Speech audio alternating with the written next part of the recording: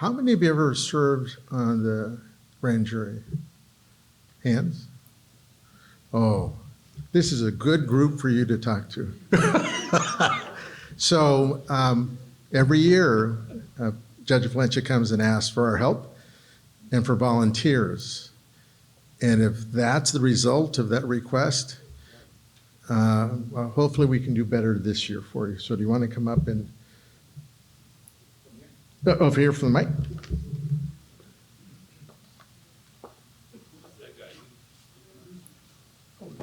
I thought I said Judge Valencia. Oh, see, I did. Could you keep him awake? Great. Well, thank you so much for allowing me to have this little, I guess, go to the head of the line privilege. But I really just want to be brief. I know that most of you know the importance of the civil grand jury. I give this information, my colleagues give this information. We try to sort of saturate the airwaves and let the public know the importance of civil grand jury. It's a very important component of the judicial system, but it's also a very important part of our civic government. And it really is underrepresented when it comes to members of our community. We try to recruit people to serve, and it's a very important investigative oversight committee that really keeps an eye on our public elected officials, our civic officers, our government leaders. And it's our way to ensure that we as a community are involved in that process. But we have to, myself and you as leaders of the community, try to reach out to the groups of people that are prospective members of the grand jury. And that starts with a very simple application process.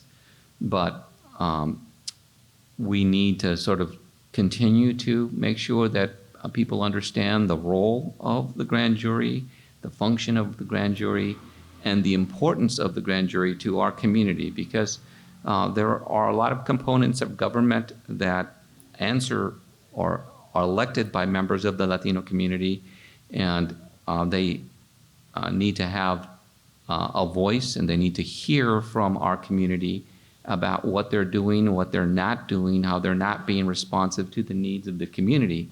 And the grand jury makes sure that people are delivering on their obligation as civic government leaders. So to make a long story short, every year we put out a public servants announcement. That's We the Court. I brought a couple of copies here that has all of the information with the links to the court website and the application and the civil grand jury role. So I want to encourage all of you to grab a copy of this. If you know somebody that's retired, somebody that has a relative education and has a big desire to be part of government oversight and government regulation that has some real teeth in it, this is the place for people to be, and it's a very, very important service. It's different than the regular service as jury members, but I want to ask you to please talk to people that you know that are retired educators, doctors, lawyers, educators, people that have an interest in all of the vast things that government do, and say, hey, you know what? You're a good person to keep an eye on that. You're a person to look into what this agency has done or has failed to do. And all of the contact information and vital information is on this little flyer for you to pass that on to them. There is a deadline, March the 26th, 29th this year. So I just really want to encourage you. I do this every year, and I know we get some response, but we only have about, unfortunately, about 5% of the civil grand jury applicants are Latino. A smaller number are from the African American community. We have a good number of the LGBT community, but we still need to have more. And so I just want to pass that information to you, extend an open invitation to you. But if you have somebody and you know somebody that I can talk to and try to recruit, somebody that I can nominate as a possible applicant for the grand jury, I'm happy to talk to that person as well. So that's pretty much all I have to say. And thank you again. I'll leave the flyers there. I'm going to sit in on the meeting for a little bit, if that's okay. Thank you so much. And I think we sent out that same information earlier. We'll do it again. Sometimes things happen that just really excite me. Today is going to be one of those days. Tonight's going to be one of those nights. Where you at, Sam? Raise your hand, Sam. So tonight's program really is about community colleges, those here in San Jose. How many of you went to community college? See? When I was superintendent at Eastside, it was all about looking at a four-year institution. And I kept reminding parents and youth, community college is a great place to go and start. So I went to Fullerton Junior College, that's how old it was. But I truly believe if I had gone to a four-year institution, I would not have made it. It was the caring of that staff. But Sam Ho and Victor Garza really put together a presentation, presenters to come and speak about the community college that we have here. And there are a number of persons here who came specifically to hear you because Daniel right here, this is the gentleman I talked to you about, Daniel Little, about maybe a BA program in social work. I'm looking, there was somebody else that talked to me about what we can do to quit having our youth travel across over to that other district. I'm not going to say their name, but I think it starts with De Anza. But the good part for me is I get to hand the mic off to Victor and sit down on something soft in the back. And I appreciate that because every time somebody kept saying, I'm looking at an old face or old faces, she kept looking at me. And so I know that's an indicator I should sit down. So here you go.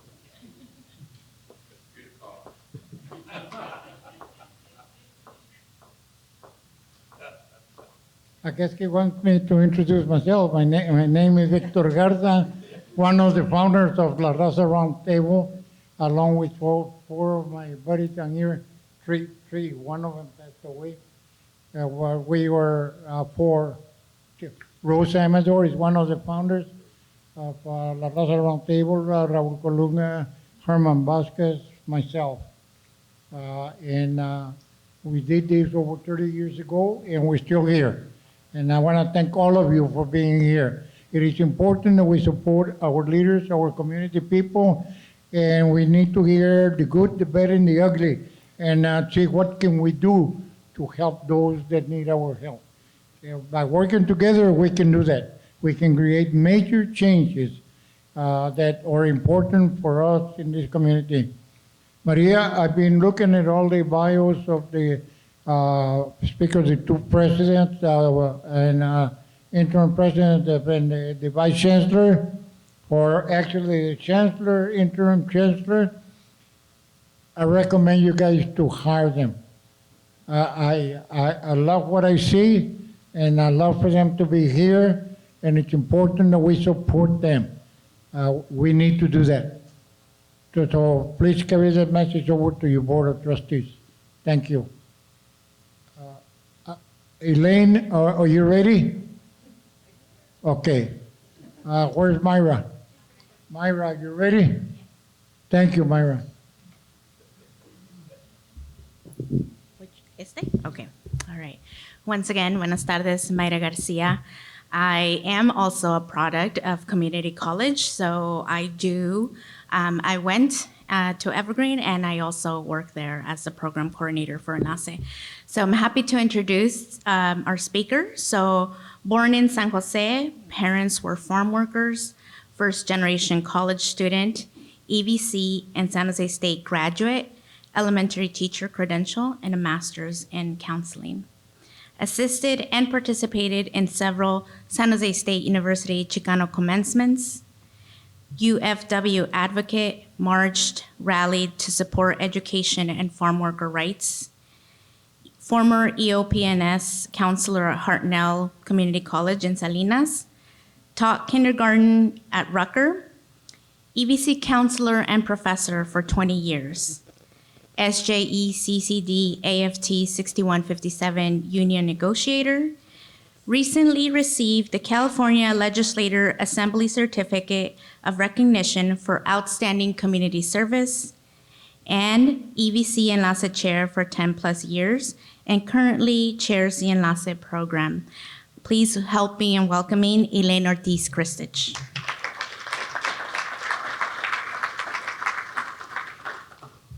Thank you, Maida. And by the way, Maida is an Enlace graduate. So, yeah. So I want to just say thank you to Don Victor Garza for the opportunity to be here and speak to you tonight. This is a great opportunity that I want to share the exceptional services that Enlace has for the last 40 years. 40 years. Was I just born? Was I still baby? So before I begin, I want to just actually talk a little bit about the historical background so that you have a good understanding of how it started and where we are right now and how we got here. So it was during the Chicano movement that several goals persisted, and one of them was to obtain educational equality. A handful of EVC Chicano faculty and community members realized that students were failing English. And we know that if you fail English, you can't get a degree. So a handful of Chicano faculty community members not only realized that, but what happened is in 1981, the Puente program was established at Chabot Community College. It was the first of its kind.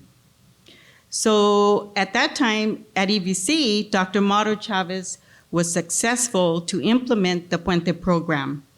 The program was supported by counseling, tutoring, community mentoring, and student organizations.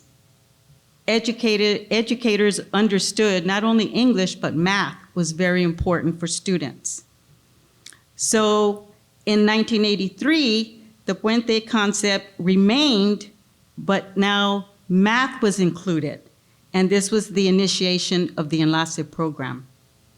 So today, the Enlace program continues with its early mission, the mission to help the Chicano Latinx students to complete their academic core, English, math, and science. Enlace today provides wraparound services, recruitment, retention, guiding students to complete their educational goals in a timely manner. We in Enlace adhere to one student at a time.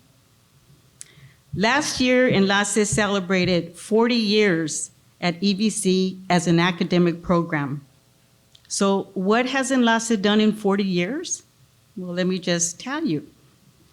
In 1983 to 1989, the Mentor Advisory Group was established, thanks to Don Victor Garza and Dr. Castro and other strong educational community leaders. MAC was initiated. Enlace was also recognized as one of the top 5 minority retention programs in the country. In 1992, founder of Enlace program, Dr. Mauro Chavez, leaves us with his legacy, the Enlace program. From 1994 to 1999, Enlace receives the statewide Academic Senate Exemplary Program Award and the California Community College Board of Governors recognizes Enlace for its outstanding student success. Still got a couple more years here. During this era, we had Chancellor Evans, who asked her Citizen Advisory Committee, how can we attract more Latinos to the campus? And at that time, Don Victor Garza recommended adding soccer teams. Today, Evergreen enjoys 2 soccer teams, the men and the women. Thank you.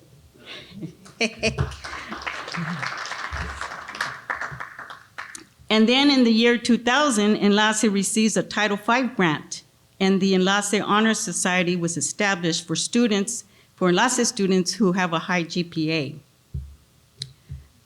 From 2005 to 2007, a $3.5 million Title V grant was received for Enlace students to simplify transfer from Evergreen to San Jose State. In addition to this, Enlace was recognized by Excelencia in Education, a national organization addressing Latino student success in higher education. From 2010 to 2014, a third Title V grant was received, and the Enlace Math Summer Bridge was established. From 2016 to 2017, La Raza Roundtable recognizes Enlace for educational excellence, and the Enlace Accelerated Math Program receives national recognition. From 2019 to 2021, Enlace students participate in a community event, meeting Dolores Huerta for the first time, and the Enlace English Summer Academy is established. 2023, Enlace prevails to achieve residency in the new Language Arts building. The acquired suite includes a conference room dedicated to Don Victor Garza for his steadfast support. Throughout the 40 years, a few themes continued to be embraced. The mission has not changed. The program strongly adheres to support Chicano Latinx students to begin and complete their educational goals. A community investment in education, quote unquote. This quote continues as a reminder that we are all welcomed at the community college. Enlace provides a yearly event, Excelencia in Education. This bilingual graduation recognizes Enlace graduates and their families. Students receive custom-made sashes. In the world of academia, changes often occur that impact Enlace class offerings. With these changes, some challenges and creativity happen. Our most recent one is the English and Math Summer Academies. This has become a successful model that is now being duplicated at Evergreen and will be for all the students there. Enlace continues as an established 40-year academic program, understanding that mainstream educational challenges exist and are met with determination to move forward, enhancing best practices for Enlace students. Enlace students are provided curriculum that includes culturally and linguistically relevant teaching, case management counseling, and mentoring pedagogy with structured community participation to enhance student success. Specific, well-selected literature resonates to students and entices the love of reading and inspires lifelong learning. Finally, I want to get interactive. Recall for a moment if you were an Enlace student, a graduate, a mentor, maybe a scholarship donator, a guest speaker, or if you have a family member or a neighbor who participate in some way in the Enlace program. Throughout the years, there's 40 years, so let's get thinking. So if you have throughout those years, if you could just take a moment and say, oh yeah, maybe I was a student, maybe I was, or maybe I know somebody. I want to publicly recognize you. Can you please raise your hand? if you are one of those. Where's Maida? Oh, she's back there. Okay, quite a bit. Perfect. Thank you for your support. Now, if you did not raise your hand and you want to raise your hand, I would say go talk to Maida Garcia in the back, and she has information to help you to either be a scholarship donator or maybe an Enlace student or a mentor. We're always looking for mentors. So in summary, throughout Enlace's 40 years, there are numerous educators and community members who have fought the good fight to enhance educational opportunities. Today, Enlace faculty and staff stand on those shoulders moving forward with Dr. Mauro Chavez and his legacy. Gracias y adelante.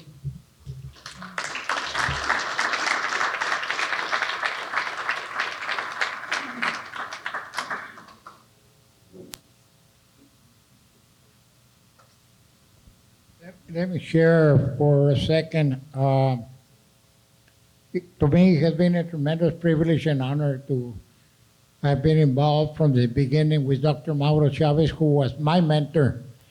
And he was the one that was mentoring me on my master's degree, in particularly when I was getting my master's degree. He was very helpful to me and many other students.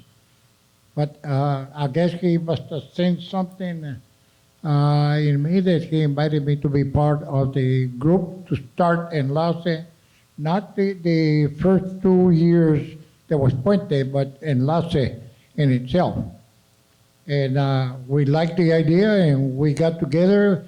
We've been working together. We need your help as mentors, in particularly if you feel that you can help young people. Volunteer, please. It's an experience that may be something that you want to do for a long time.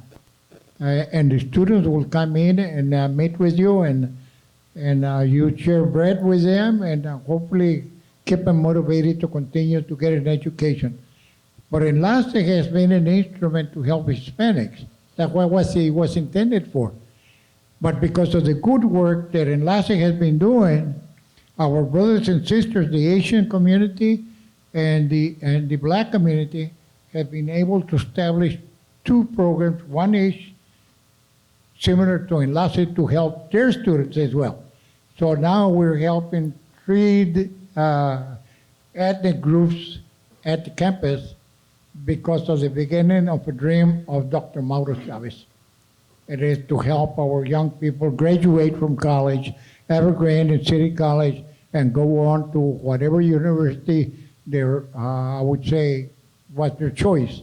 Because many of them get invited to go to 3, 4, 5 different universities.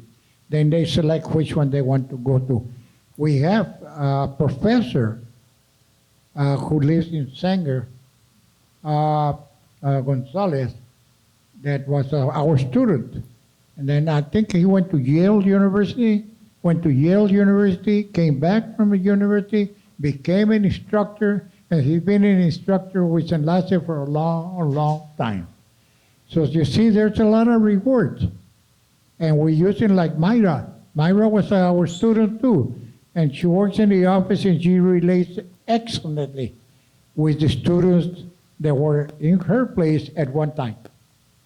So thank you so much for the support, and please consider what the judge asked you to see if you can help in the grand jury. Believe me, it's important that we have our representation in the grand jury. Those decisions are difficult to make many times. But if you participate in there, then you have a chance to help someone in some way in the grand jury. Thank you so much, and thank you for being here. And we're going to have some great speakers coming up.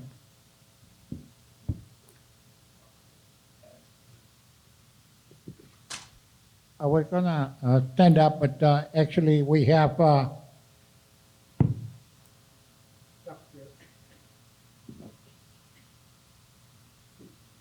Dr.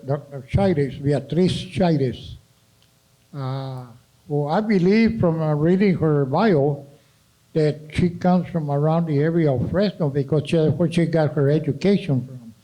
But many of us say, where do you live? And I used to live in a little town next to Fresno named Sanger. I used to be a phone worker there during the time and before Cesar Chavez. But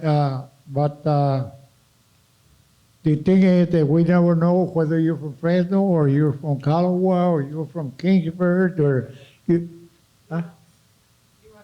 I'm from Three Rocks, actually.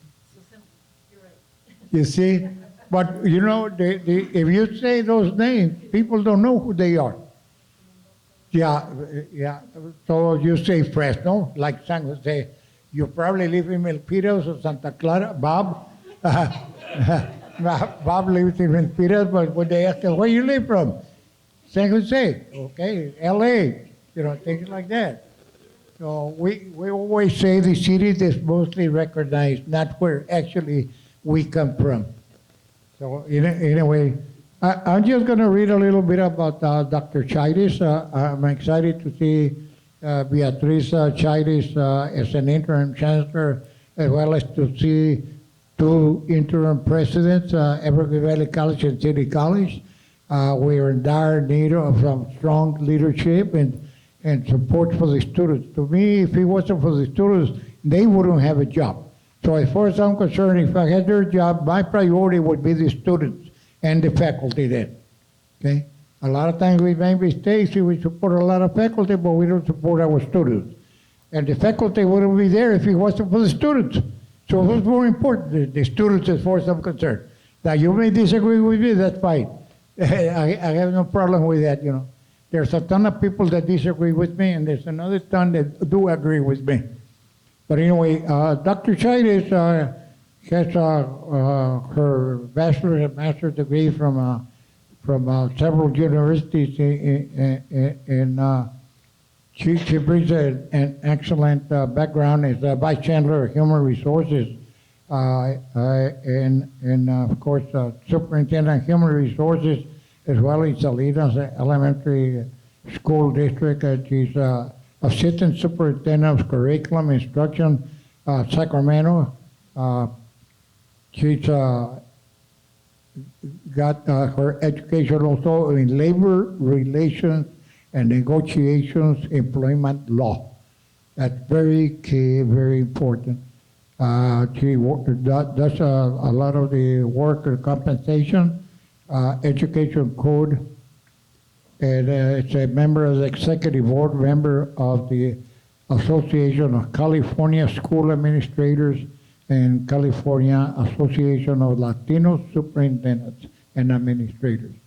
So she has a tremendous background there that really is helpful for our staff and our students.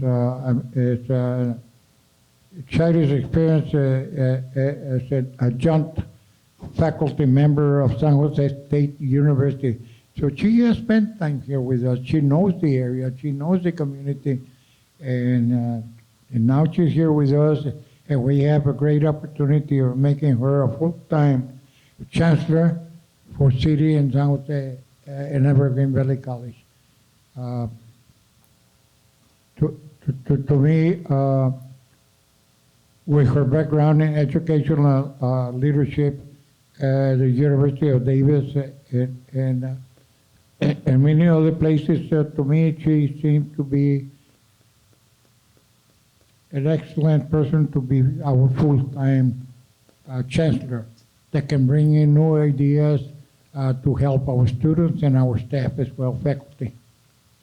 So I introduce Dr. Beatriz Chaides.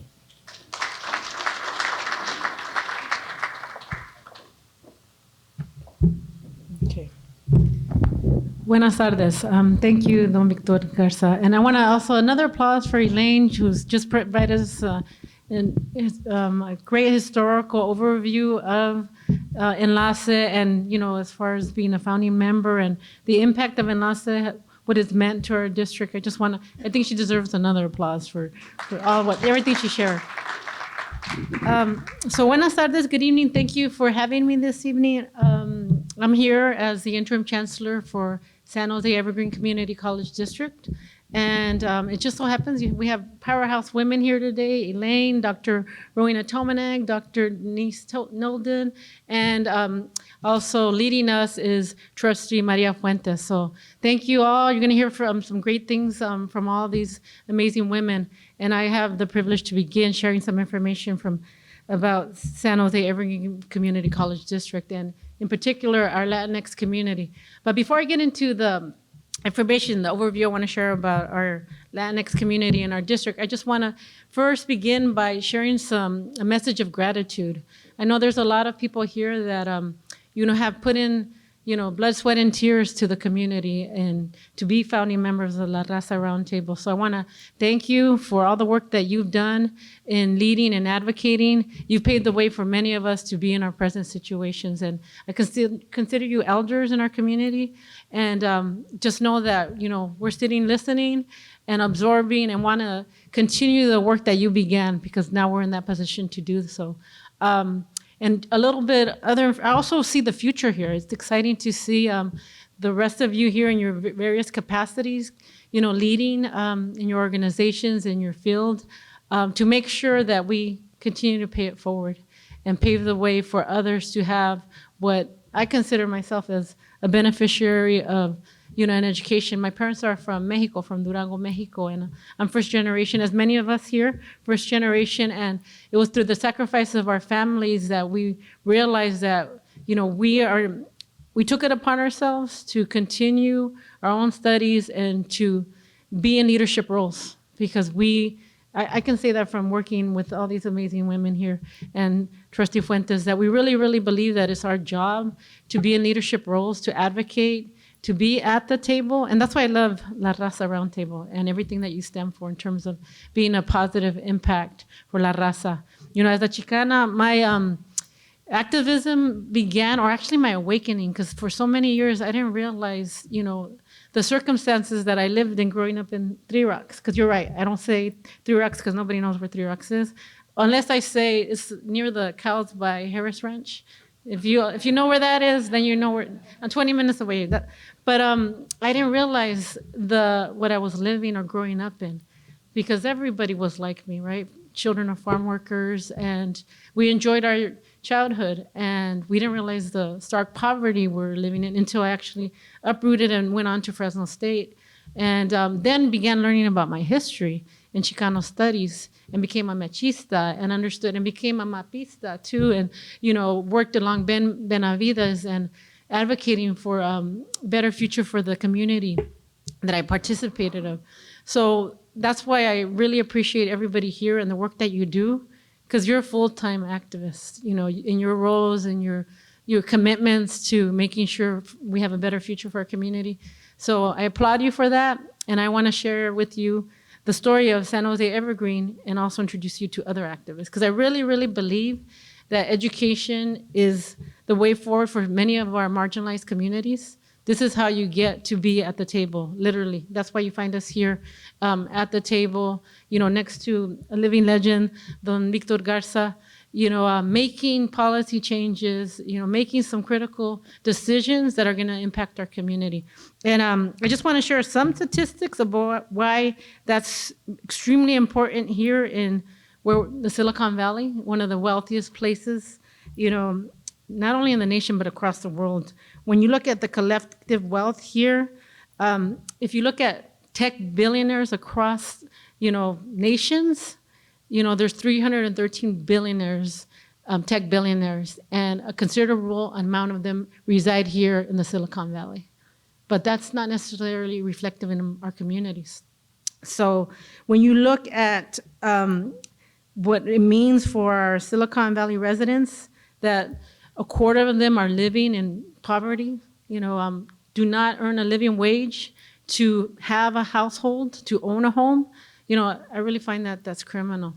And we're here in very important leadership roles to make sure that we extend our services, create the environment as Elaine described. We need to provide those environments, culturally responsive environments, create a familia, if you will, in our spaces so students can thrive and then continue to be part of, these, the statistics, not be a statistic in the negative, but be one that's like all of us here paying it forward. So I'm excited to share some information and then pass it on to my colleagues. So if you see the next slide, you're gonna see that we serve a significant portion of the Latinx community. So nearly 50% of our students are Latinx. It's a very diverse community. And we know across the state by 2030 that the majority of the state of California is going to be Latinx. So we're happy to say that we serve 43%. And if we look at the demographics of our students as a whole, with over 22,000 students, this is where we are. We have 55% are female or identify as female, and 43% as male. And then you see below that the age group. As you would probably not be surprised, you see that a little over a third are 19 years old or younger. And then you see the different age bands. Because as you know, community college opens the door to the masses. Collectively across the state, we serve over 2 million students, right? And there are no obstacles to come in terms of entrance, exams, et cetera. We open the door to the masses. And if you look at our ethnic profile, we're very, very diverse, being represented by 10% white, nearly 4% African American, 35% Asian, and again, 43% Latinx, and less than 1% Pacific Islanders, and then multi-ethnic and others unknown. But the great majority is Latinx. And where do our students transfer once they successfully complete their journey at San Jose City College or Evergreen Community College? These are across the state where you see, and a lot of them, a great number of them, stay locally. If you see on the left side, those are the CSU campus, and on the right side, the UCs. And a great majority stay here at San Jose State University. And it's so exciting to see that now we have, for the first time in the history of San Jose State, a Latina at the helm. Some of us were at the investiture yesterday. It was really exciting to see Dr. Cynthia Teniente Matson there. And she's met with all of us, and there's a commitment that we create a bridge, a pipeline, if you will, from our existing institutions to San Jose, because as you can see, a great majority of our students do that. So we're happy to report that, and then East Bay and San Francisco to follow. And in terms of UC, good majority also stay in the area at UC Berkeley, UC Santa Cruz, UC Davis. And the next slide, we're also happy to report that the district has been committed to making sure that our workforce really is representative of our students' demographic. It's very diverse. And I've been in the district for 5 years, currently serve as interim chancellor, 4 years prior to that as vice chancellor of human resources. And I came to this district because of its tenets, of its ideas, equity, social justice, opportunity for all, and it's reflective in this. And Sam and his role, and Sam has also been, I consider him as somebody who's really been active in our community, the Latinx community, bridging divides. And he's critical to this. He was one of the pioneers in ensuring that there was diversity. He's done some foundational work. So as you can see, when we look at employees, faculty representing over 500, classified professionals 300, managers and supervisors over 70. And we don't have here the part-time faculty or part-time employees, because if we did, it'd be over 1,000 employees. And when you look at them, again, similarly, we have a third of them that are Latinx, nearly a third that are Asian or identify as Asian, 5% African American, a third white, and Pacific Islanders less than 1%, and the 5% unknown, and less than 1% American Indian. And if we had this same snapshot from a decade ago, it would not look like this. It'd be very, very different. In a very short period, we've been able to see some significant growth and diversity, which leads to the next slide. We're nationally recognized by the Chronicle of Higher Ed for ranking number 5 for Evergreen Valley College and number 3 for San Jose City College as having the most diversity amongst two-year public institutions. This is across the nation, so we're very, very proud of that. And what are we doing for our students? This is the next page, next slide. There's been a considered effort of ensuring that we are, again, providing that safe space, the encouragement, the support, the wraparound services for our students. And this is just a list here of what we do for our undocumented students, some of our most vulnerable populations that are really taking their future in hand by pursuing an education, but are also very vulnerable because of their status or mixed status. So we have Oasis at Evergreen, Almas at San Jose City. We have Metas at San Jose City, Puente at San Jose City, Enlace, as Elaine shared, at Evergreen, EOPNS at both, and obviously our health and wellness services. And we're really excited to also mention that whenever there's an opportunity to ensure that there's equity and access, the presidents are at the helm doing that work. And that's evident in the zero cost food resources. We have the Jaguar Market, the Fresh Market at Evergreen, excuse me, and also the Care Clothing Closet.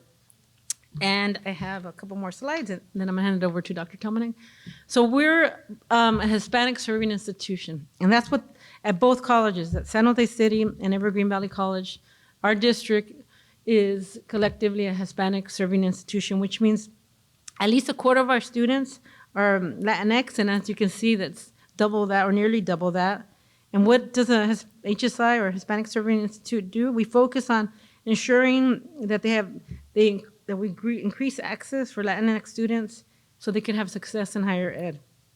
And it's critical, and I know it's in alignment with what many of you in this room stand for in terms of ensuring social and economic mobility. That's what we stand for at San Jose Evergreen through education. So now I'm going to turn it over to Dr. Tomanek, who I think is also, I can say, as a fellow activist, colega, a sister in this work. She's at the helm of San Jose City College doing some amazing work. And I want to hand it over to her now. Thank you.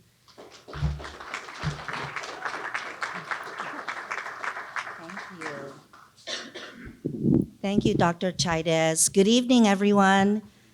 Yeah, I want to also express my gratitude and thank all of you for the invitation for our district and our college leadership to share all of the great, tremendous work that we've been doing to serve our Latinx students. As Dr. Chaidez mentioned, our Latinx students are our #1 demographic, followed by our Asian American students, mostly our Southeast Asian Vietnamese. So I'm very proud to be sharing information on how SJCC has been carrying out our HSI servingness. And so it's one thing to receive all of this money from the federal government with our HSI status, but it's another thing to say that we're truly serving our students and we're providing that equity, that opportunity, that social justice that many of you have fought for many, many years and over the decades. And I wanna also give a shout out to Elaine, because I think Elaine, as a faculty member with heart, as Victor Garza, as some of our staff here and our other faculty with Enlace, they actually exemplify many of our faculty, our staff, and our administrators at both colleges across the district, because they have so much heart and passion to pay it forward and really serve our students so that they ensure success. So I just wanted to do a quick collage photo here because we were so excited in September in the fall that we were able to launch finally, after many years of serving our undocu students at the college, our Dreamers Resource Center in our Robert N. Chang Student Center.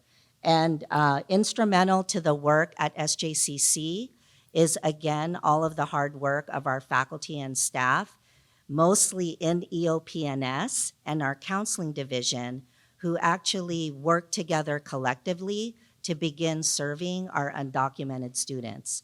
And EVC was at the forefront. They had their center first. So I was very proud that we were able to finally find space in the fall. So the next slide here just gives you an overview of our HSI grants.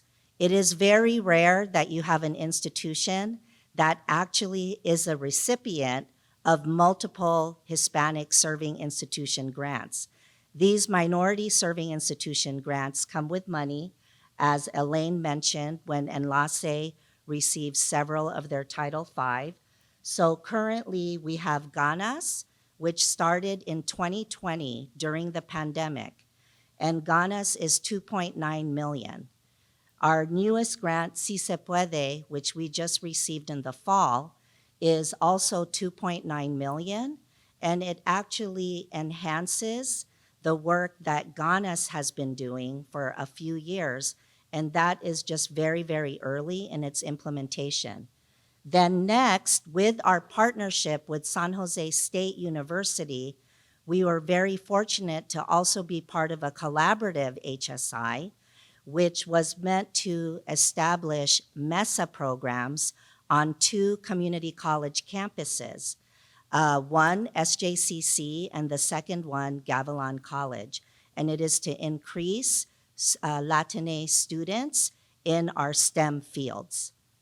Next slide. So this one is a little bit more information about Ganas. And so the overview is, this is about transforming the first year college experience at SJCC, initiating change before day one through an innovative, integrated academic support system. And so I'm not gonna read all of the key components because I believe all of you will have access to the slides. And I do hope that you're gonna come visit us at SJCC so that we can share more information with you and have you also meet our students who are in the program. So some key components in terms of the transfer pathways that have already been mentioned by Enlace. So Ganas is very focused on increasing the MAID student pathways to transfer to not only San Jose State, but also to the UC system, in addition to our private colleges and universities, such as our neighbor, Santa Clara University. So we're focused on STEM pathways, number 1. Number 2, we're focused on public health. We know that there is a need for more public health professionals, not only in the Silicon Valley, but across California and across the nation. And then the third academic pathway is teacher education. So we know too, in terms of what's been happening in the Valley, in California, across the nation, we are short in teachers across all levels, especially K-12. And when you think of special education, we are even shorter. So we are, again, happy to be partnering with our 4-year universities to increase students entering into the education profession. So the next slide. So this one is our newest grant, Si Se Puede, and this one is about working with our unified school district partners in the county and working specifically with our high schools in San Jose Unified and also our East Side high schools. And I'm very excited about this grant because this grant is intentionally going to scale the number of students that we serve in coming to us as freshmen from the high schools. Additionally, the students will have a head start in terms of their college going because we have a dual enrollment pathway as part of this program. So students can take dual enrollment classes actually as early as the 9th grade. So if you think about it, if students have 3 units in the 9th grade, 3 units in the 10th grade, 3 units in their 11th grade, 3 units senior year, they've already completed 1 year of college. So when they come to us at SJCC or EVC, they have 1 year and stay on track, and then they can also transfer to a 4-year university. Plus, it saves money right? Because we know that the total cost of college is very expensive. And I know in our district, one of our goals is to make college as affordable as possible with free tuition and also providing students all additional resources, books, technology, et cetera, to help them succeed and remove those barriers. So I'm going to go on to the next slide. So the third grant, our MESA grant, which is supporting STEM success, with San Jose State, our initial seed money for this grant was actually a little over $500,000 to get us started, hire staff, and open our center. But right after that, our state is investing in our Latinx students going into STEM pathways. So our chancellor's office awarded San Jose City College an additional $1.5 million to build the infrastructure and really get this program going so that students can transfer. Because if you think of the last slides, right, we're doing pathway work. So if we already have students coming in to the STEM pathway through Ganas, they're coming in through Si Se Puede. Now we have this MESA center that is very focused on providing that academic support in mathematics, in biology, in computer science, et cetera, so students can be successful. The next slide. So we have a Puente program, and our Puente program is doing very, very well. The top transfer university is San Jose State, of course, but our students are transferring to other four-year universities in the region and also far away. And so for Puente, I'm not going to repeat what Elaine mentioned, but Puente is a well-known, well-researched based program that is statewide, and the transfer rate for Puentistas are between 88% and 92%. And so when students come to us and they join our cohort, they have the wraparound services, they've got the academic support, and they transfer to either a UC, which is, it was intended to increase transfer to a UC, but our students, of course, many of them want to stay close to home, and they will transfer to San Jose State. So this just gives you a sense of the sequencing that happens because it is a first-year experience program. And as Elaine mentioned, what makes Puente work is that it is connected to students' experiences, their lived experiences, their culture, their values. So we pair our curriculum offerings with our ethnic studies courses in Chicanx studies and in ethnic studies. And I know that Enlace is doing the same, and that's what I love about San Jose Evergreen, because both of us have two strong ethnic studies programs. Next slide. And this one just gives you a sense of the data for the persistence, retention. You'll notice that it dropped in 2021 and 2022, and that's because of the impact of the COVID pandemic in terms of the instruction, moving from the in-person, face-to-face, high touch, and moving the classes to an online format. But now we're back in the face-to-face. So 2022, 2023, 90%. We're hitting those targets, and I'm anticipating that for this academic year, it will be higher than 90%. Next slide. And so here is just a sense of the different universities that our Puentistas transfer to. So we have UC Davis, Long Beach State. Can you go back a little bit? Can you go back one more? Yes, so we also have San Diego State University, our close partner UCSC, and just as a side note, we were also in a collaborative HSI partnership with UCSC when I arrived to the college in 2020 with their Cultivamos Excelencia program, and they just got another award. So we are having our transfer partner work continue with UC Santa Cruz. Next. And this just gives you a sense of how we at SJCC and also at EVC, family engagement, connecting with community is critical to the success and well-being of our students. So we often have many events where we invite familia to come and learn about our programs, meet other families, and certainly meet our students and our faculty and staff. So now, quickly, I wanted to also say that holistically at SJCC, we are focused on the academic pathway to transfer, and many of you know SJCC is also very strong in our career education pathway programs. So many of our students, medical assisting, dental assisting, iron workers, construction technology, we're doing Google IT apprenticeships, and we're doing Google IT also with working with the county at Elmwood Correctional. So we're providing that opportunity to students who, you know, are incarcerated and they believe that they do not have a chance. So this is the great work that we're doing. So we call our new campaign SPOT, Student Pathways to Opportunity and Transfer, whether it's career education or it's academic transfer to complete your baccalaureate.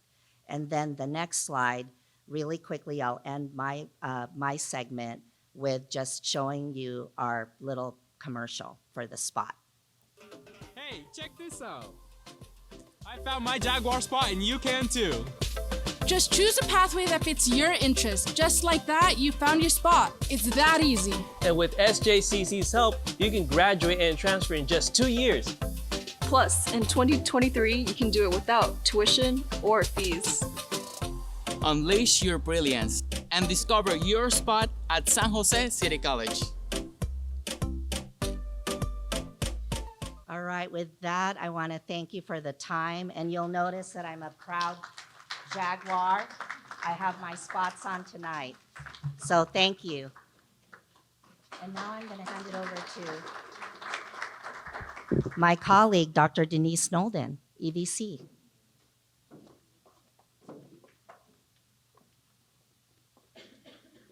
Good evening. It's a pleasure to be here. Thank you to the Raza Roundtable for inviting us. You might notice in my title, I'm interim, which means that I'm serving for a short period of time until the college is engaged, finishes its process to bring forth a new president.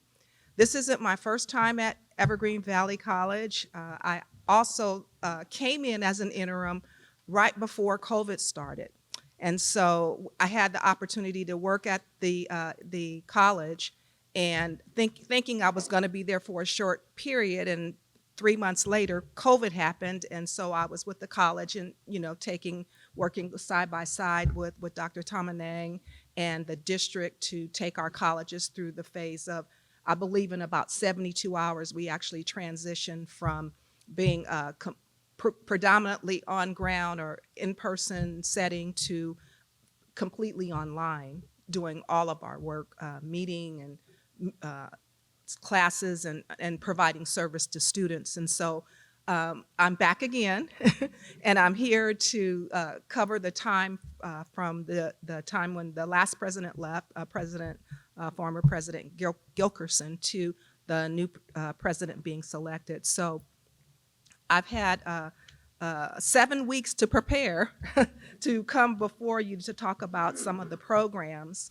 that we consider star programs, really great programs for serving our Latinx student population. And so one of the things that happened right before I came to EVC for the first time is that I was working in LA and I found the chancellor at the time. I sort of bumped into him at this event because I was there at a college I was working at, and they were honoring the work that was done at that particular college around transfer. And lo and behold, Evergreen had a contingent there. And so I knew prior to working at the college the work that we have done to really increase transfer for our Latinx student population. And I would say that if you look at the criteria for recognition for this award, that at least 65% of the Latinx graduates earn a transfer degree. That is outstanding. If you look at any of the numbers, practically anywhere in the nation. And so we're really proud to have received that award for 2022 as well as 2023. And so my colleague in Enlace has done a lot of the work that sets the stage for us to be able to receive this award. So that program and many other programs at the college share in helping us to meet that particular metric.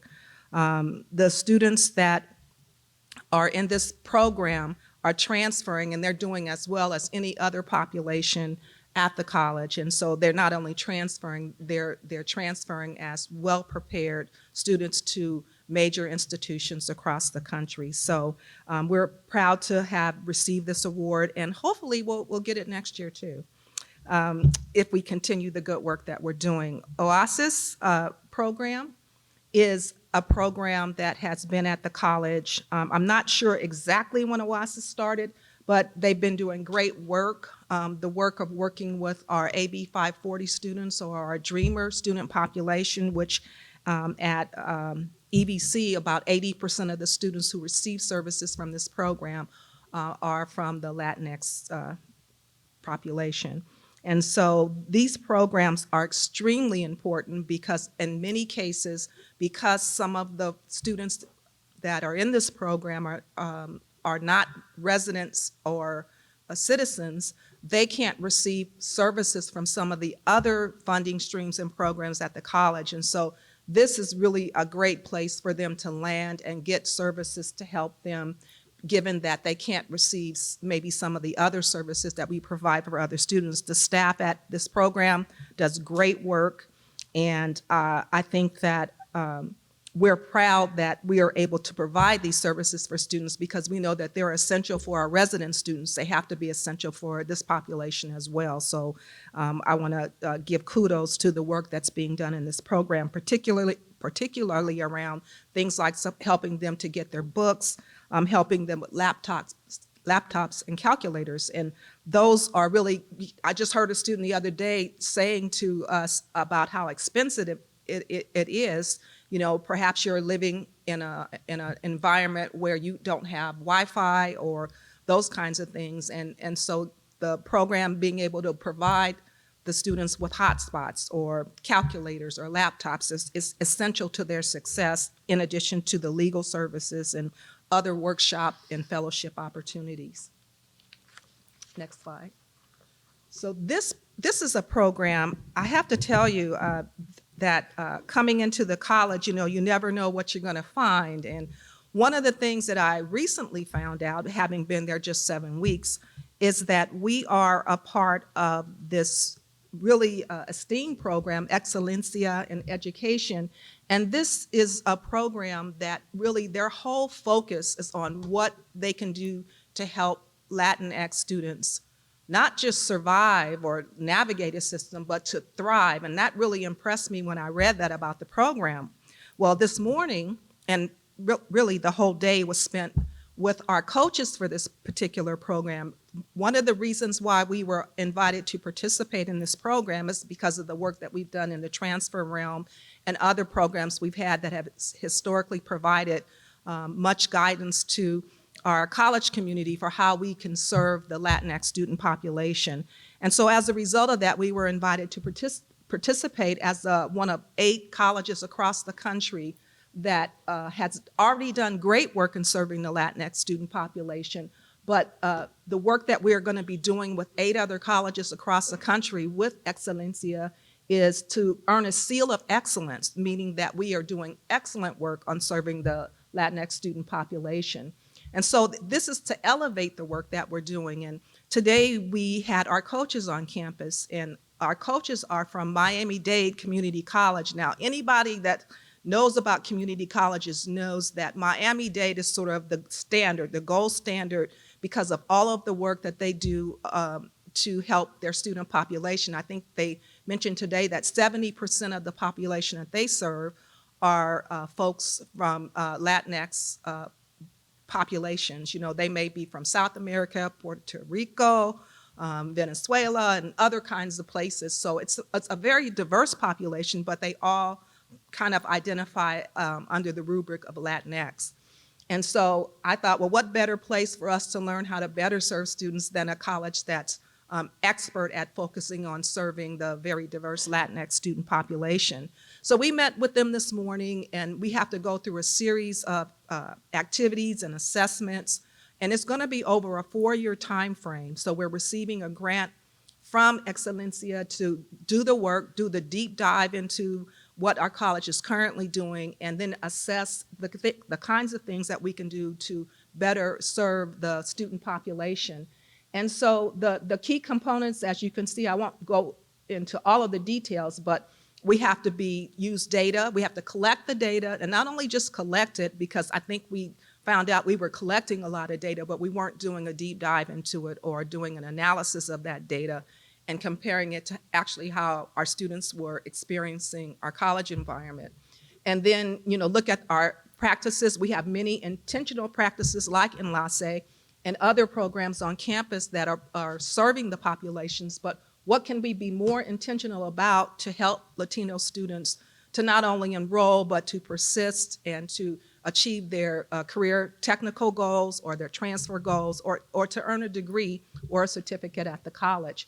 And then it takes a look at the leadership piece in creating a culture that serves intentionally the Latinx student population, and looking at our hiring practices, which you heard a little bit about, the excellent work that we're doing, but looking at them and making sure that we're doing everything that we can to bring folks on campus that not only represent the students that we're serving, the predominant populations, but if you're going to bring somebody that doesn't look like them, they better understand how to serve them. So we had a great conversation around that today, because at Evergreen, you know, we have our leadership team happens to be all African American, and we're a very small percentage.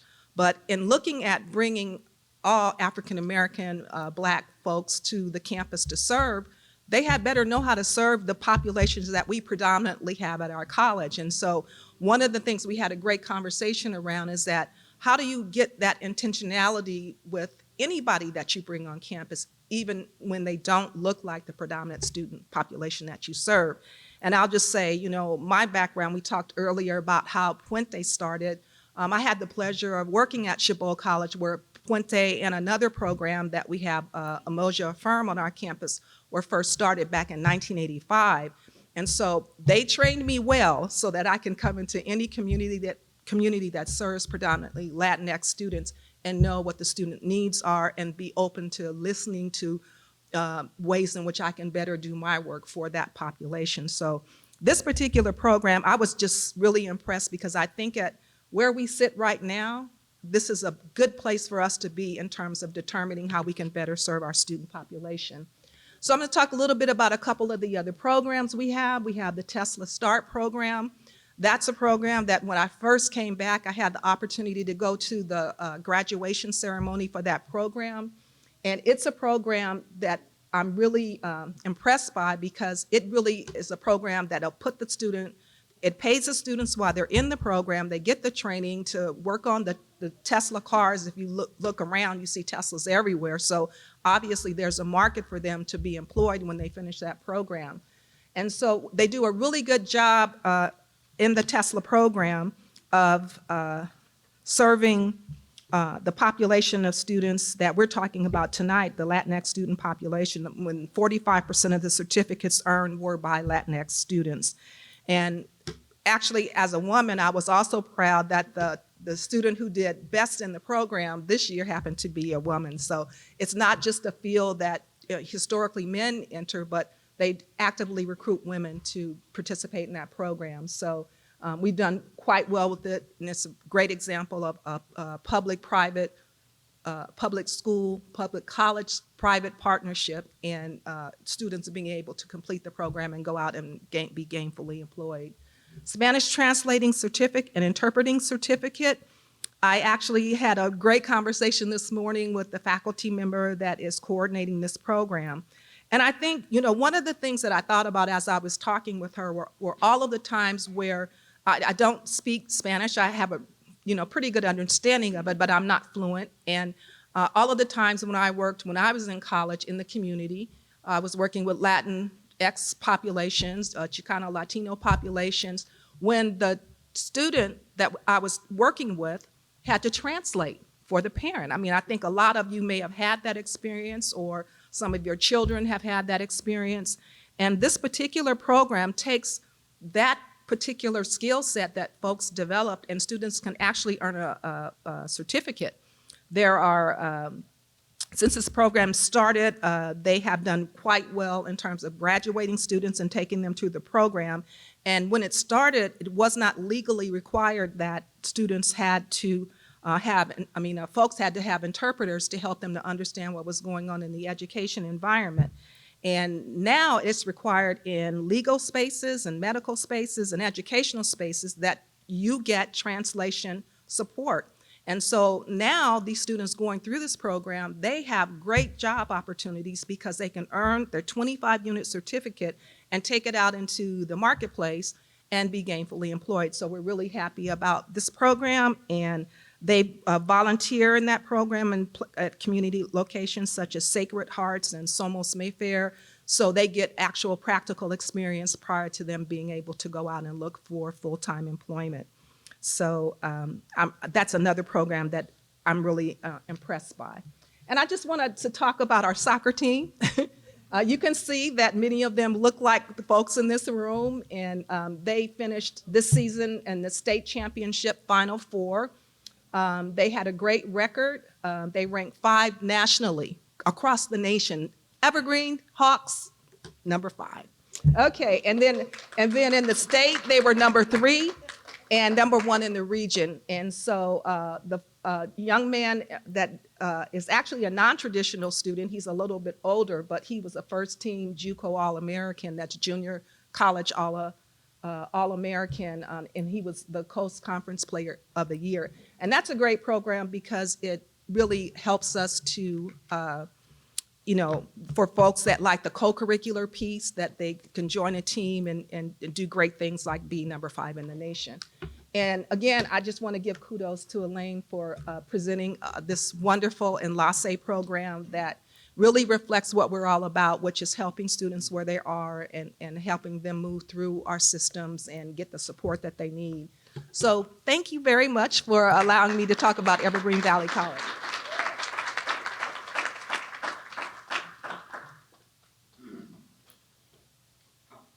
One of the things that I didn't hear Enlace or anyone else say is that Enlace, and correct me if I'm wrong, Enlace has been or have had the most success rate of graduation in Evergreen Valley College and possibly City College than the rest of the student population. So that tells you that if we care enough to do something about helping our kids, that they can learn and be extremely successful. Because they go not only to San Jose State University, but they go UC Berkeley, and they go to UC San Diego, and they go to other universities across the country. And that has been because of the hard work of the staff and the commitment and dedication to the students, and the students' commitment to themselves and their families to be probably the first to ever go to college and graduate from a 2-year institution to move on to a 4-year institution. It takes a lot of work. I got to a point to where one time we had a professor, a Hispanic professor, a retired military person, and you know how they think, because I was in the military myself for 8 years, so I know what it takes to how they think. This professor was failing miserably the students of Enlace in math. I had a meeting with the Enlace faculty, and I told them, close this program, this class. He said, this guy is only failing our students. He may be extremely knowledgeable, but he doesn't know how to transfer that knowledge to the students. And therefore, the students had like a 25% success rate compared to 85, 70% success rate to previous professors. So the guy decided when we met, and I guess he decided it was time for him to move to another class someplace, and he did, and we kept the class, and we've been extremely successful. We have had many problems. I would say jealousy or whatever it may be, moving some of those people at the colleges that happen to be white and were saying that we were giving our students free grades. There's not such thing as a free grade, believe me. And Dr. Maura Chavez came to me and said, Victor, I got a problem. What can I do? And he shared me the information, the things that were going on in campus. And I told him, that's simple. He said, what do you mean? He said, yeah, to tell those professors to get their students, you get our students together with them, you guys develop the same test and give it to them, and then you guarantee them that our students are going to be their students. Well, that crap stopped, believe me. Okay? Because they feared that we were right and they were wrong. So anyway, so there have been many challenges. There have been many challenges that we have gone through. That's a building that was recently occupied by Enlace and other, I would say, faculty and staff, a brand new 3-story building. Well, when they were starting building it, they came and told Enlace, you're not going to be part of this building. Well, you're going to stay here in this old building that we have. And when they brought it to my attention, I went and met with the chancellor, and immediately they changed the plans. Yes, Enlace was going to be part of the new building as well, okay? And we are, and we're proud to be there. There's still people up there mousing off, but you know what? We're there. And that's all that matters. We are there now. But there are challenges that go on. And the thing is to have mentors and friends and supporters of Enlace that can be there when we need them. I know that Elaine is considering and creating in the staff an advisory committee. An advisory committee aside from the mentor program that we have, of people who are supporters of programs like Enlace, so that we can continue to have the successes that we have. Otherwise, it's going to go down the drain. So we need your support. If you have an interest, talk to Elaine, and then the staff and Elaine from Enlace will review them and see who are the top 4 or 5 people that they need, so that we can be able to face those challenges together and help Enlace and our kids, most importantly our kids and our staff, to be successful and to be able to do their work, to be able to have success and get our students transferring to any university that they choose to go to. Thank you so much for being here.